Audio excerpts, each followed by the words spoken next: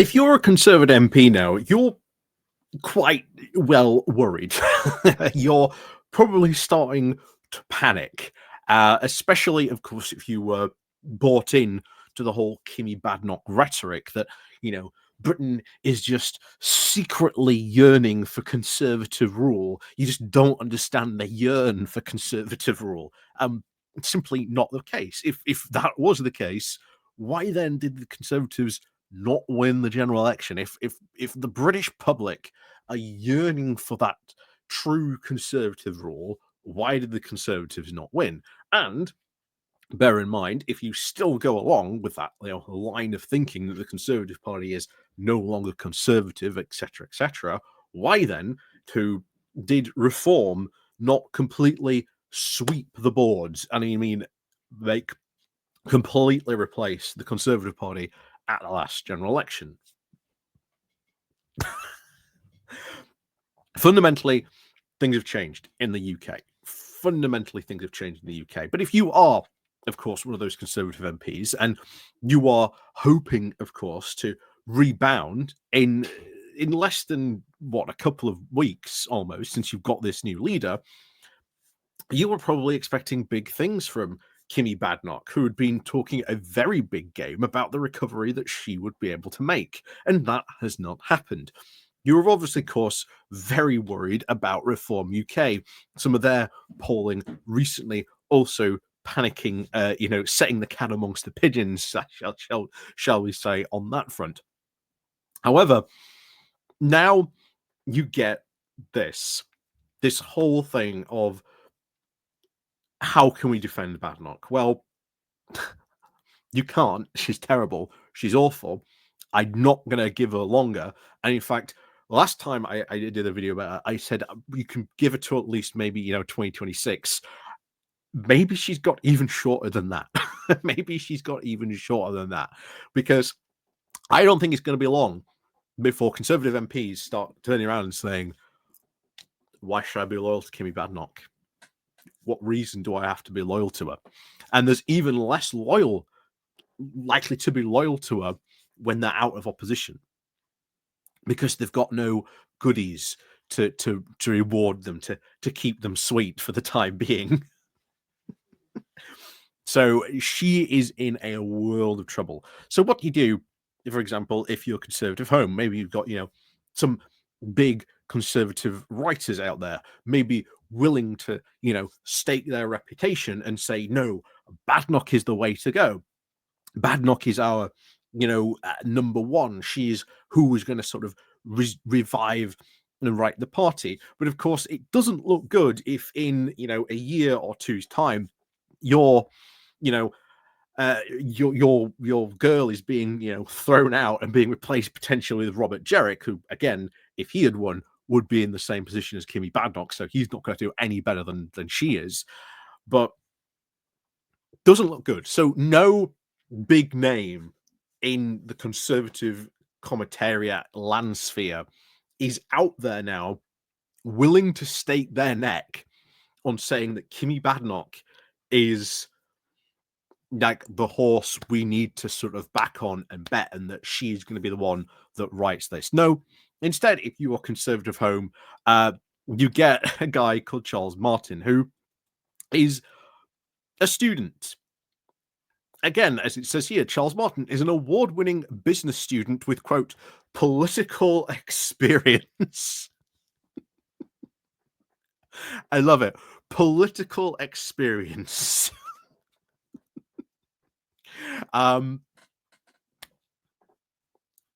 She has not been really doing well. So you get a young Conservative who, bear in mind, would be very interested when Badenoch's career really starts hitting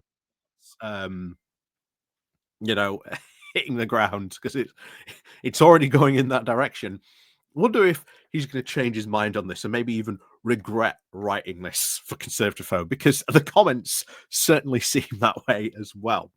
So before we go on into having a look at that, please do remember to click on the like, share, and subscribe button. And of course, down below, there are links to my Patreon page, the one foundation link called Buy Me Coffee, where you can well buy me coffee, the YouTube thank you button, and of course, as always, thank you very much to all those people who do help and support the channel. So let's crack on then into this with the title of Conservative MPs Must Be Patient with Badenoch. Well, that's not what Badenoch promised. Badenoch promised an almost immediate reversal of Tory fortunes. That has not happened. But of course, what's he got to say on this? So, in recent, of course, PMQ sessions, Kemi Badenoch has now been a fierce, impressing Keir Starmer on his government's weekly hiccups. And I'm presuming by pressing Keir Starmer, you mean the jokes that she is now cracking every week. And I will refer to the most recent PMQs where Starmer said maybe she'd actually, brush up and read about, some facts and figures rather than, practice her jokes every week, because that's what she seems to be doing.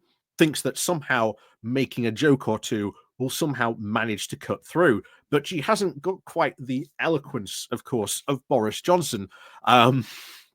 So none of these jokes are breaking through. In fact, they are coming across as very, very cringy. She is not coming across as a serious politician. If you're not coming across as a serious politician, then you've got a big problem. You've got a huge problem if you've got that. Huge problem. So then he goes on to compare her to William Hague. So he says, a man who, of course, knows about the waiting game of opposition is William Hague. You mean the man who didn't win when he went up against Tony Blair, a couple of times? That William Hague, the guy who was, again, eventually ousted by his own party. We can, of course, start to make out the stark similarities, of course, of the dynamic between Tony Blair and Hague, and of course with Starmer and Badenoch at the dispatch box, with of course the Conservative leader now tending to be met with comments about the previous Tory government record, with now large cheers from the Labour backbenchers. Here's the thing: you have nothing. You have 14 years of failure, and yet the reason why it's met with raucous cheers still at this point is because it is so relevant. And it will be relevant probably for the next year as well. After that, though, that's when it will, the novelty of it will really start to wear off. But at this point, you had 14 years in power. You had 14 years in rule. What did you do? If everything is worse off that you're now complaining about, well, you were the guys who were in charge still just a couple of months ago. And yet you're complaining about the problems you created, that you were facing, that you didn't fix.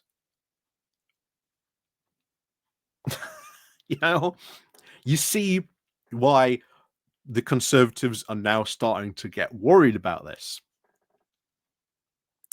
So in opposition, this can obviously feel like you're now taking the fight for no reason than it is, of course, having little impact. The opposition must remain patient and unified to now master the art of opposition and things, and obviously look at the bigger picture. We can already see the message of Badenoch's leadership pledge, what she has already taken of this approach with Renewal 2030. Putting into motion now the enduring and, of course, long years of opposition is easier, of course, said than done.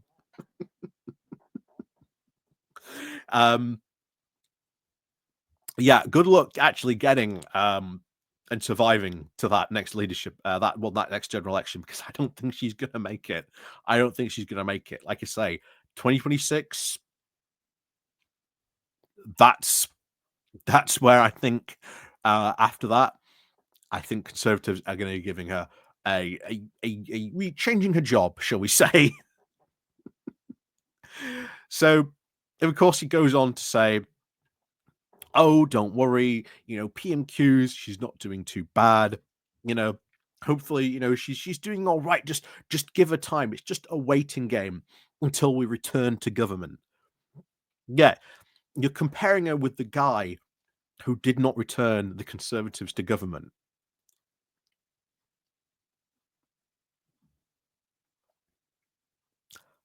Not a good look. Not a good look at all, is it?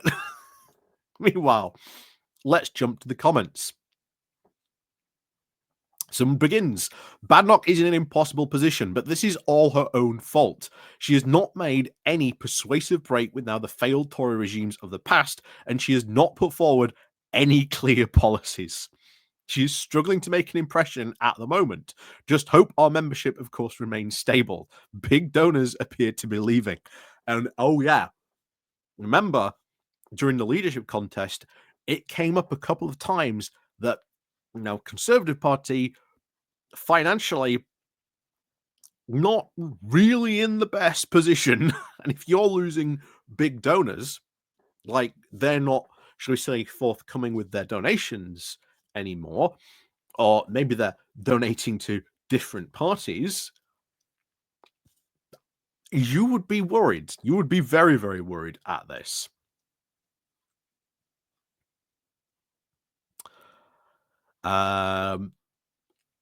Let's see who's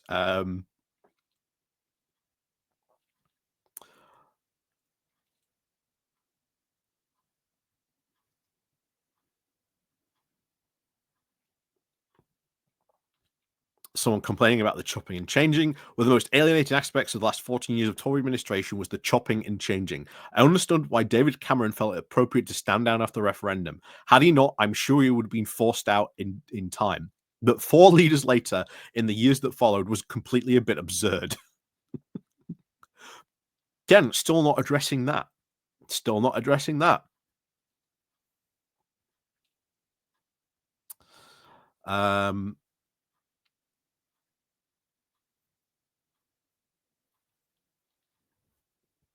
So this is quite interesting. So when a government, of course, sits the majority of over 150, PMQs is, of course, a performance. And the dear leader will, of course, simply bat it away until the revolutionary front lines are the back, until they opens up now on the back benches. Pending this, the best that KB can do is avoid a bombastic confrontation, not her style, and approach the matter like a QC. Ask open questions based on facts and evidence.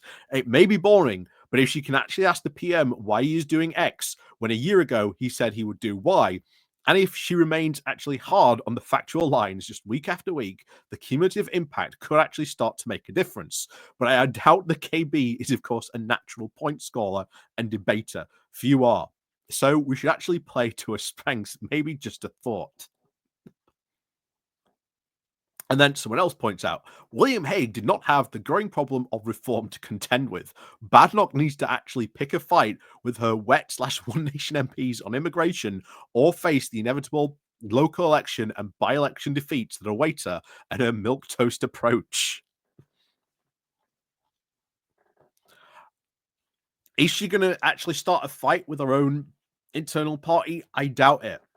But she might. And if she did, oh my word, the civil war that would break open would be the greatest gift to all political parties ever. It would be the best gift for any political party, especially, of course, the Lib Dems.